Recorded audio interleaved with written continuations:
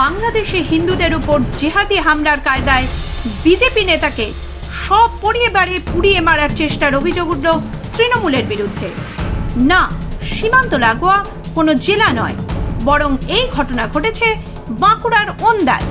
যাতে প্রশ্ন উঠছে, তবে কি মালদা মুর্শিদাবাদের সীমান্তবর্তী জেলাগুলির পর এবার বাঁকুড়ার মতো জেলাকেও পশ্চিম বাংলাদেশ বানিয়ে ফেলেছে রাজ্যের শাসক দল? বাংলাদেশে জিহাদি চরমপন্থা মাথাছাড়া দেওয়ার পর থেকেই হিন্দুদের একের পর এক বাড়িতে অগ্নিসংযোগের ঘটনা ঘটেছে।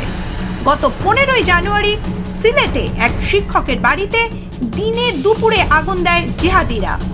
কিছুক্ষণের মধ্যে ব্যাপক আকার ধারণ করে আগুন।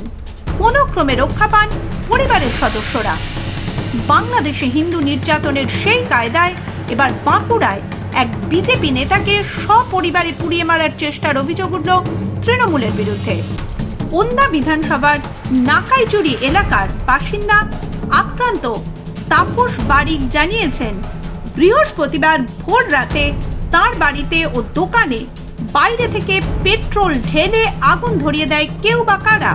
এরপর তাপস বাবুর বাড়ির দরজার শিকল বাইরে থেকে তুলে দিয়ে পালিয়ে যায় দুষ্কৃতীরা। শীতকালে খড়ের চালের বাড়ি কিছুক্ষণের মধ্যে দাউ দাউ করে জ্বলতে থাকে। টের পেয়ে ছুটে আসেন প্রতিবেশীরা। তারাই কোনো ক্রমে দরজার শিকল খুলে তাপসবাবু ও তার পরিবারকে উদ্ধার করেন। এরপর তিনি দেখেন অগ্নিসংযোগের আগে বাড়ির পাশে তার ওষুধের দোকান ভাঙচুর করে লুট করেছে দুর্বৃত্তরা।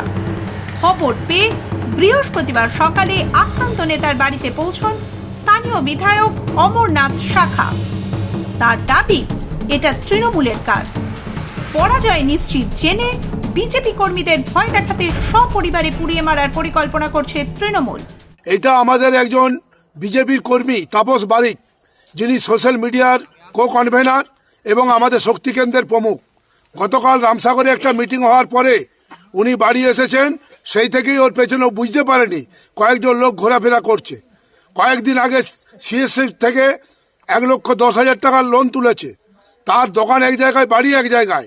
তাকে পরিকল্পনা মাফিক এই নাকাজুড়ি অঞ্চলে যেভাবে জুয়ার ঠেক, মদের ঠেক এবং সরকারি গাছ কেটে নিয়ে যাচ্ছে, সেই দিকে কোনো পুলিশ প্রশাসনের নজর নেই। গতকাল রাত্রেবেলায় তাপস বারিকের এই যেটা দোকান বাড়ি, এবং শুধু একজন সাধারণ নাগরিক নয়, উনি সাধারণ মানুষকে পরিষেবা দেন। ওষুধপত্র দিয়ে বিপদে আপদে পড়লে রাতের অন্ধকারে যান এবং যে তাদেরকে পরিষেবা দেয়। তার ওই দোকানকে আগে ভাঙচুর করেছে, লুটপাট করেছে, টাকা পয়সায় ছিনতাই করেছে। তারপরে উনি বাড়িতে সেদিন কালকে থাকেননি, বাড়িতে শুয়েছিলেন।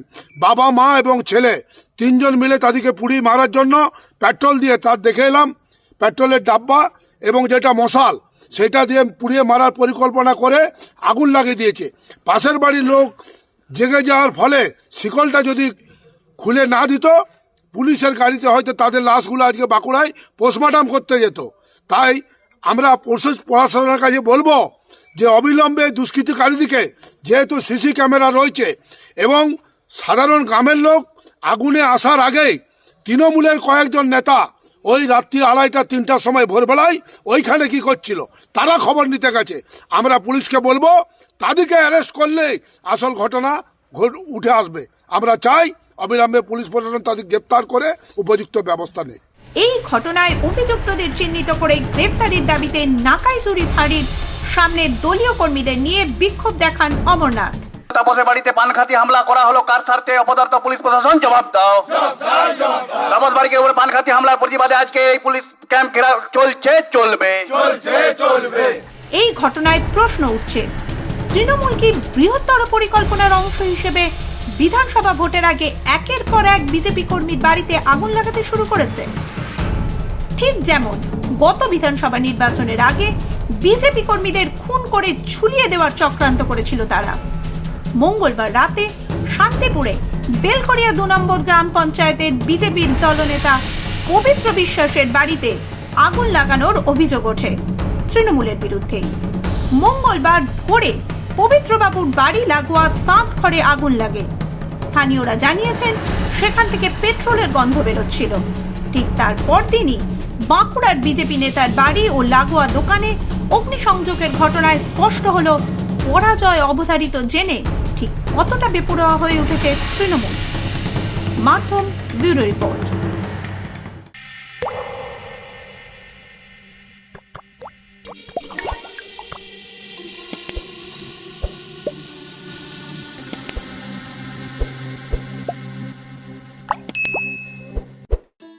उत्तर प्रदेश के मुख्यमंत्री योगी आदित्यनाथ के नेतृत्व में आज उत्तर प्रदेश में गौमाता न केवल सुरक्षित है बल्कि प्रदेश की अर्थव्यवस्था को नई ताकत दे रही हैं। मुख्यमंत्री योगी आदित्यनाथ ने गोवंश संरक्षण को सामाजिक, सांस्कृतिक और आर्थिक क्रांति में बदल दिया। प्रधानमंत्री नरेंद्र मोदी के विजन और योगी सरकार की कार्य योजना से 2 जनवरी 2019 को देश की पहली निराश्रित गोवंश संरक्षण नीति उत्तर प्रदेश में लागू हुई। अगर कोई किसान 4 गोवंश रखता है तो 4 गोवंश के लिए 6,000 रुपए महीना हम उनको देते हैं। आम के आम और गुठली के भी दाम, यानी गौ माता की सेवा का पुण्य भी पाओ और सरकार का अनुदान भी पाओ।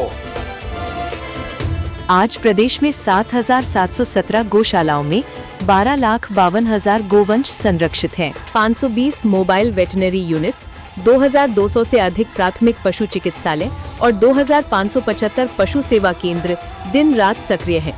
ग्राम स्तर पर जैविक खेती को बढ़ावा मिल रहा है। प्रतिदिन 5,500 टन गोबर से वर्मी कंपोस्ट, गोकास्ट, धूप बत्ती, जीवामृत, घनामृत जैसे उत्पाद बन रहे हैं, जिनमें महिला समूहों की सक्रिय भागीदारी ने लाखों महिलाओं को आत्मनिर्भर बनाया है। स्वदेशी नस्लों के संरक्षण और 3,08,000 निःशुल्क कृत्रिम गर्भाधान से दुग्ध उत्पादन में ऐतिहासिक वृद्धि हुई है। 390 लाख मीट्रिक टन का रिकॉर्ड उत्पादन, 1,67,000 करोड़ रुपए के योगदान के साथ गौ आधारित ग्रामीण अर्थव्यवस्था आज उत्तर प्रदेश मॉडल की सफलता का प्रमाण है। एक ऐसा मॉडल जो आत्मनिर्भर गांव और समृद्ध भारत का सपना साकार कर रहा है।